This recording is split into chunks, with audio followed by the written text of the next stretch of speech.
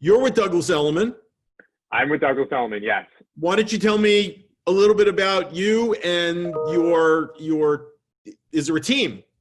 Yeah, so I'm on the Stephen Cohen and we were at Corcoran for we just moved to Douglas Elliman on February 4th. So wow. We were there about 6 weeks, right prior to the pandemic. So we made the change, and everything at Douglas Elliman has been great. We had a big company-wide convention probably 2 weeks before in Connecticut. So we got to meet a lot of people, and then since then we've sort of been shut down. But we're a team of 5, so Steven, myself, and then we have 3 support team members. So we have Serene, who's our marketing person, Sarah, who's the team manager, and Taylor, who does all of our board packages and most of the kind of takes it from accepted offer to close for us. And Steve's a good guy. I know him. And yeah, Steven's great. So when I first met Steven and I was getting into the business, I sort of wanted to do some informationals, and a family friend recommended that I talk to a few brokers in New York, and I met Steven, and it was just sort of like, this guy gets it. He gets the work-life balance. He works so hard. He's so successful. There's a reason people really like him, and that comes across in all of the way he does business. He's, tons of repeat customers. So it's been great. Yeah. I saw him on a listing probably 2 or 3 weeks before all this went down. So he's real. So let's do a couple of fun questions, and then we'll talk business, and maybe I'll intermix them and kind of go from there. Sure. You're in Sag Harbor. What are you watching? What am I watching? What are you watching? Netflix, Amazon. So I mean, honestly, I'm not like the biggest TV person. I watch a little too much news, which is dangerous. So I've been pulling back a little bit. Right. But I tend to. I've been watching like old shows, a lot of game shows, just mindless TV. A lot of Family Feud. Try to keep my mind off of everything that's going on. What's keeping you grounded and what's keeping you motivated in this insane time of existence? So it's funny, when the pandemic started and we got out to Sag Harbor, my fiance Don and I, we have 2 rescue dogs, and I was talking to the shelter that gave us the dogs that we got, where we got the dogs, and they were talking about how the shelter was filling up and not many people were coming, and people weren't able to come into the shelter. They were doing these roadside adoptions. So long story short, we got a 3rd dog. So now we have 3 rescues, and he's 10. So it's a little bit of a challenge, but it's good. It's been fun, and kind of getting him to adapt to, our house and the other 2 dogs. And I said, I mean, truthfully, like, they wake up at 6:15, but it's actually a blessing for me, because it's like, gets me out of bed, and no choice. You have no choice to get up, but it's good, because then I get my day started. And the team we've been doing every day, we've been doing a 9 o'clock call. Oh, that's great. And that's really kept the team really focused. And, we try to, one person each day tries to do some sort of inspirational piece to kind of keep everybody in line. And then we stay updated on, our deals and things that we're trying to do as a team coming out of this, and, really trying to use this time to kind of grow the team and see what that means and what we can come out of this and do for the best. There are questions that are going to lead into business, but let's get to the real important ones. What kind of dogs and what are the names? Yeah. So the summer of 18, we got Boomer. That was my first dog. I've never had a dog before. And we went and got Boomer. So he's a like 17-pound poodle mix. Nice. And then Boomer was left on the street. So he has like major separation anxiety. So our vet recommended that we get a 2nd dog. So in October, we got Barkley, and Barkley too is a poodle mix. He's a little bit chunkier. He's a little bit bigger. He's like 23 pounds. And then we just got Gus, who again, I think he's like a poodle Maltese. He's like 11 pounds. So he's a little bit tinier, but They all seem to get along. They're all 3 boys, so it's all good. Listen, I got 2, so I know it's all about 2 dogs. One's tough. Two's better. And 3's crazy, let me tell you. And 3, yeah, I admire you. When you go over 2, you're in a different. You're at a next level dog thing, and believe me, all I do is talk to mine all day long. What's the best part of isolation?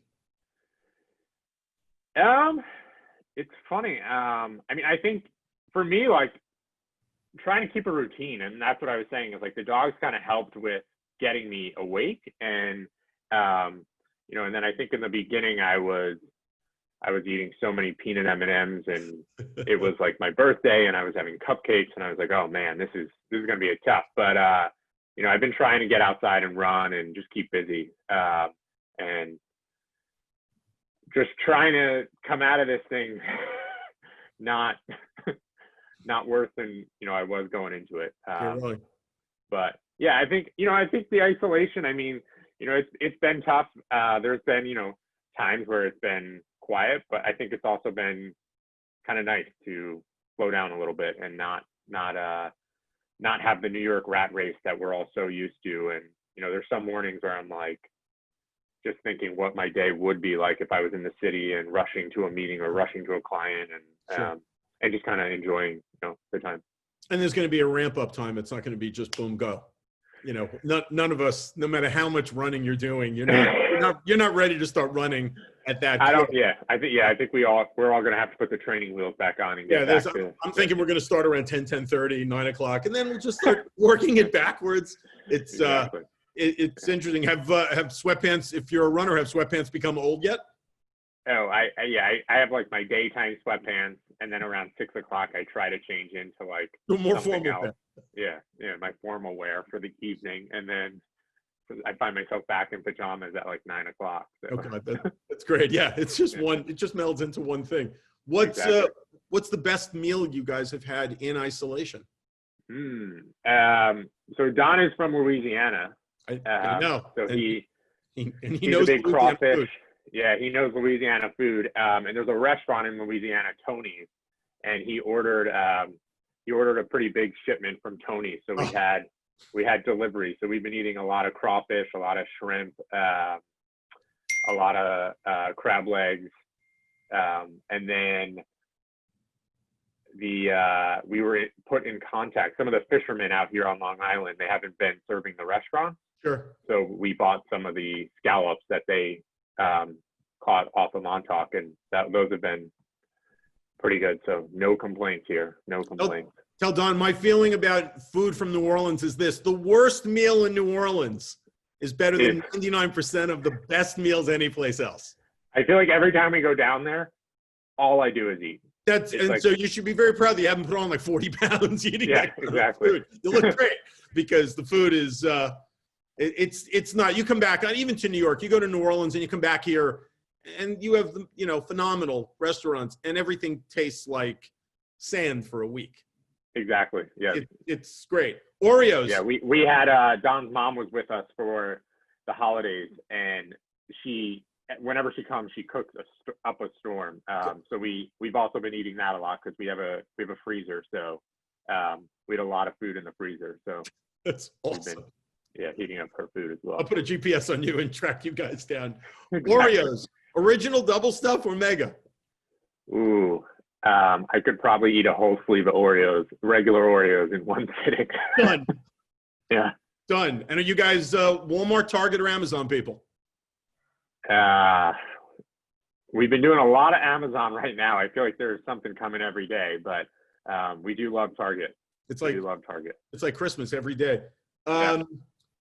What's the restaurant in New York you miss the most? Ooh, there is a wings place on the Upper West Side, Blondie's on 79th Street. It's been there forever. Yeah.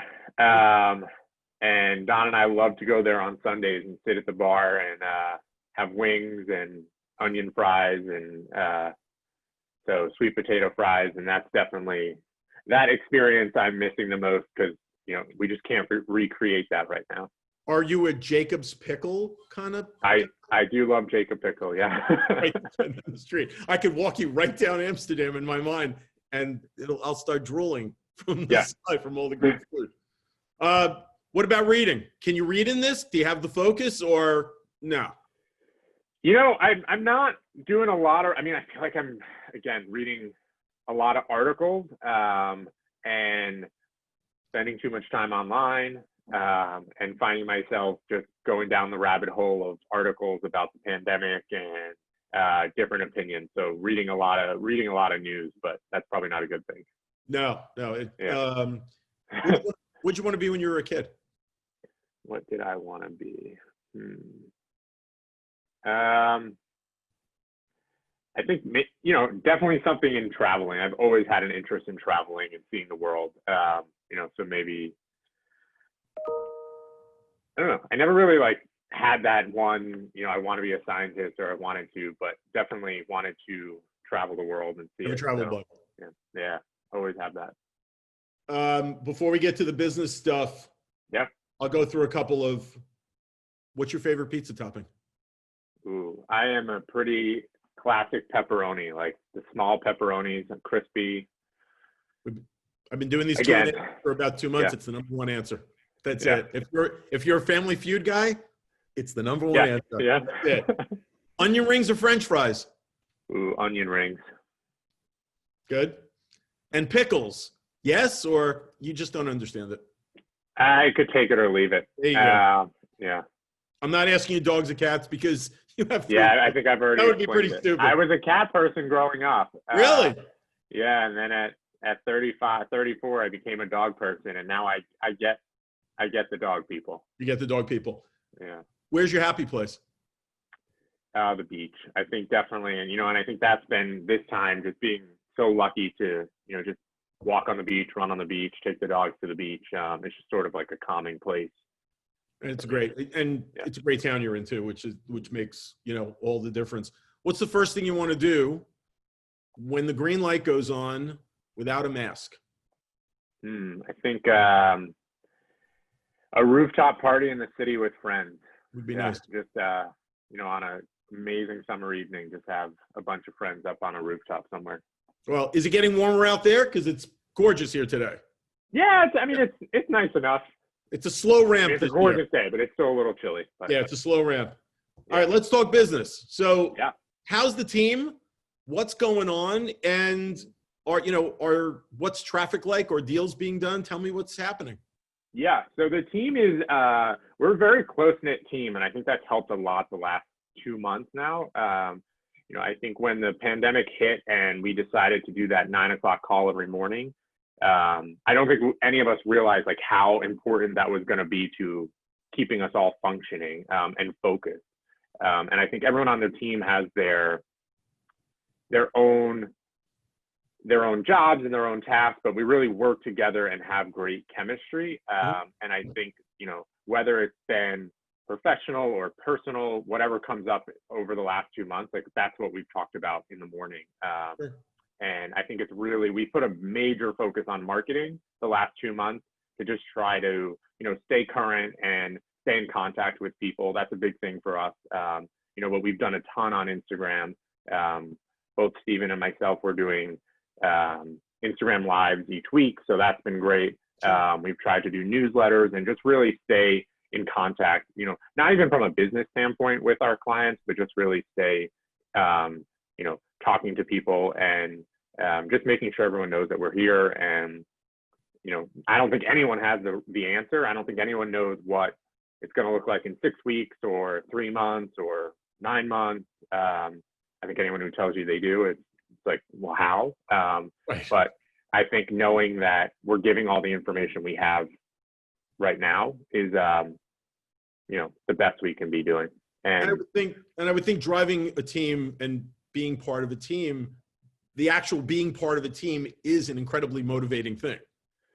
Totally. It's, I say it all the time. Like I come from a corporate background. I come from sales marketing, and I'm so used to having bosses and managers and working on teams and, always brainstorming together. So I think that's really been the best thing about a team. I can't even imagine in this climate, being a standalone agent. I mean, kudos to them for those people who are doing it, but I love the camaraderie of a team. So it's been great. The collaboration. I know you don't know what buyers and sellers are going to look like coming out of this. No one does. Have there been, have people gone fishing? Have you, been entertaining emails of bottom fishers? Any of that? You have a sense of any of that? Yeah. So, I mean, it's interesting. We're not, I think the first couple of weeks we were focusing on the deals that we had going in first quarter and getting those over the finish line. And I think, as anyone would probably tell you, everything that, should take 3 hours an afternoon is now taking 4 to 5 days because someone's printer breaks down or someone needs to run here to print, and it's just everything is taking longer. So we were focusing on those deals, getting those things closed. And now I think we're sort of in that phase of, we've got these listings, we've got these buyers, and what's going on. For our listings, we are, we're not seeing like a huge amount of calls each week, but we are getting calls to show. People want, we have videos, we have, more photos that we don't have online. So we've been sending that out. We do have people that are requesting either, they were in it before the pandemic and now they want more information. But again, we're not inundated by any means, but we are getting, constant calls. And we are getting bottom feeders with offers. People are stepping up, and I think they are putting in offers that 4 months ago, we would have said, like, we can't bring this to our seller. Like, okay, we will, but this is, and sellers that were barely budging are now rethinking, like, maybe I need to listen to that and counter and have a conversation. So we are seeing that. I think the sub like 2 million, 1.5, 2 million, I think is where I think that's where we're going to see the most traction right in the beginning. And I've been talking to a lot of, friends that are in the mortgage business, and they've been saying that a lot of people are getting pre-approved and sort of getting their ducks all in order. We're having people call and they're starting to do video Zoom calls for showing under that like 1.5 million mark. So I think that's where we'll see the traction. I think everybody's just sort of waiting on that level, but when you get to the 5, 6, 7 million, I think the people that are going to come out for those are coming out for a deal. And we've seen a couple of crazy offers. Wow. Are you enjoying the medium of Zooming? I know you're enjoying this. That's what I'm talking about. And do you see this staying and becoming part of, your everyday? I see it becoming a part of the sale process. I think it definitely enhances the marketing of an apartment, of a house, of a listing. I don't truly believe anyone will buy an apartment based on a Zoom call. I think, I would love to, start doing more stuff on Instagram with the apartments. I would love to do, an open house on Instagram or something like that. But I know myself, I could look at photos and videos all day. I gotta go see it at least for 10 minutes, just before I'm going to make that big purchase. But I do think the brokers that really incorporate the marketing and all of this are the ones that are going to be really successful. And there's a crazy efficiency to this. Absolutely. I mean, I think the need to go see, to walk through 30 apartments doesn't need to happen anymore. And if the videos and the photos and the testimonials are strong enough and real enough and accurate enough, you can probably go actually see 3 and then make a decision. And you can have a team meeting at 9 o'clock on a Monday morning and not have to worry if someone's running late on a train. I mean, there's a lot of. Well, that's a whole nother thing. Like, what does office life look like? And exactly, we're having this 9 o'clock call, which is something we never did pre the pandemic. We had 1 call a week. We had 1 meeting a week. And it's kind of nice having a daily call because just so much comes up and everyone's on their mind. And it's that hour a day before we really get started, just to sort of everybody touch base. So I think that's going to change. And I mean, I truly don't know I don't know what offices are going to look like. I think corporations all need to figure it out, but you know, we talk about it all the time, like from the front door, the elevator, the coffee, the kitchen, the bathrooms, like there's a lot going on there that needs to be discussed and what office looks like, but also like, do we need to be in the office 5 days a week? And I think it's a question after there's a vaccine, do you need to be in the office 5 days a week? You know, the Correct. takeaways from this just become, you know, can you be on your back porch having a team meeting and not have to drive in to do that? And, you know, we're instituting a lot more Zooms and a lot less texting because I like seeing who I'm talking to. Yeah. I mean, there's just an element of that. Do you guys find that you're changing your business model, or are you just pausing and waiting to see what it looks like on the other side before you start adapting the business model? Are you looking at rentals? You know, how does that work? One thing we definitely have dabbled in, and I think we want to do, is figure out how to expand outside of New York City. I think there's going to be a big movement of people that are either buying second homes in other markets or leaving Manhattan for the suburbs, whether it's short term or long term. They may think it's long term, they may come back, we don't know. But I think, you know, do we have a team member in some of those markets? Do we, you know, how do we get more involved in the other markets and really be able to service our clients that say have a place in New York but want a place in Palm Beach? Like, should we have a person in Palm Beach? Should we have a person in the Hamptons? Should we, you know, have a person in the suburbs of New York that can be a part of the team? So I think that's something we talk about. But I mean, otherwise it's been, you know, really focusing on the clients we have, you know, and our team works on everything from $500,000 apartments to, you know, $40 million townhouses and everything in between. We do rentals, we do sales. So we've, you know, kind of kept that going all the way. And what do you think about what's going to be interesting? I don't want to say hot because that would be idiotic, but what do you think's interesting coming out of this? Are you on the bandwagon of townhouses will be more interesting than they have been before because of the outdoor space, the amount of space, the controlling of who comes in and who goes out?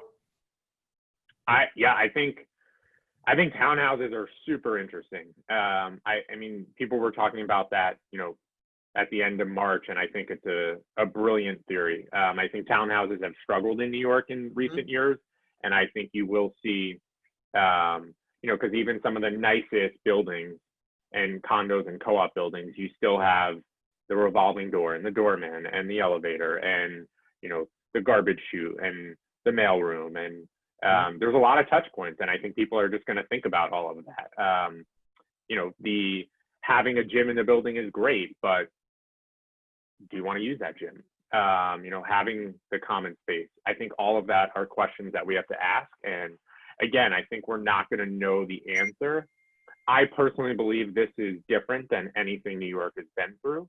I think New Yorkers are resilient, and we will figure out. And, you know, there's a reason New York is the best city in the world. But I think this one's going to be different. I think bouncing back is going to take a little more strategy and thought. But I do think the townhouses are really interesting.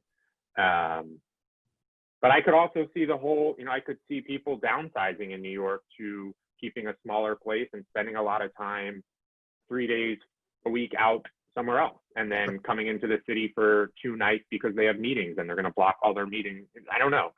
There's a lot of different ways I could see it going. A lot of moving parts, but the way you said it, I mean, I think you hit it on the head. It's really going to be about a strategy. Exactly. And then I think there's different silos. I think, you know, we were talking about it this morning, but those with kids have to think about schools. Those without kids may be faster to come back to New York, but, you know, the school may play a big role in someone's decision. So. And the schools and the private schools are playing a major role in attendance in the school and tuition and all of those things like they never have before. Exactly. They never have before. The Upper East Side is driven by the private schools, and now the private schools are challenged like any other business these days. So it's exactly. Like you said, this is not anybody's normal anything, and it's got to be a strategy. Yeah, I think there's a lot of theories, there's a lot of chatter, but I think at the end of the day, it's just about time. And I think we're all just, got to go slow, and we will figure it out, but I think it's just going to take time. In closing, what's the takeaway? What's the takeaway for you? What have you learned? What, you look at going into this, I think when people went into this, they were like, oh my God. And now, and there's been a tremendous amount of human suffering and a lot of pain, but coming out the other side of it, is there a thought or is there a theme that's resonating with you as to what the takeaway is for you? Yeah, I think one big thing is that we have so much room for simplification. I think a lot of the processes that we do in our daily lives, I think we've all realized are way too complicated. Yeah. I think even just getting a commission check, it's like the fact that should just be, here's my bank account, wire the money, and we're done. But, it typically goes through 4 different offices and mailed here and picked up here. And it's like, I think we're going to learn that so much can be simplified and less paper and faster, quite honestly. So I think, to your point of a lot can get done on a Zoom call and it's really nice, I think that's true. But I also think the real estate industry has to figure out closings, over the last 2 months, although it's kind of been a headache, we've gotten deals closed and nobody's gone into a room together. Right. So how do we make sure that some aspect of that is taken with us? And do we all need to go to a closing room, or can it all be done online and DocuSigned? And I think those sort of things are actually kind of exciting for me, because I think it'll make less work in the end for everybody and speed up the process. And then we can focus on, more client relations and more deals. And the simplification aspect, you just said, you really ring. I had a Zoom call with my own team, and I said, I want you to start thinking about us not seeing each other again for a year, and how would that work so that when we see each other, it's efficient. Yep, exactly. And your time isn't taken up. So what you just said resonated, because I just had that conversation about 30 minutes ago. First of all, thanks for taking the time. I'm glad to see you. I'm glad you're safe. Tell Don I'm a big fan. I will, for sure. Big fan of NOLA. 10 o'clock at night. That's what's on the TV right over there. Yeah, he'll be glad to hear. I think he keeps a lot of people, me included, calm and in touch. So that's a big deal. And I hope to get to see you in person when you're back in the city. Thank you for taking the time. I really appreciate it. And the insight was terrific. Of course. I would love that. Thank you so much. Absolutely. Send my best. Send my best to Stephen. I will. Stay well. Thank you. Bye-bye. Okay, bye-bye. Bye-bye.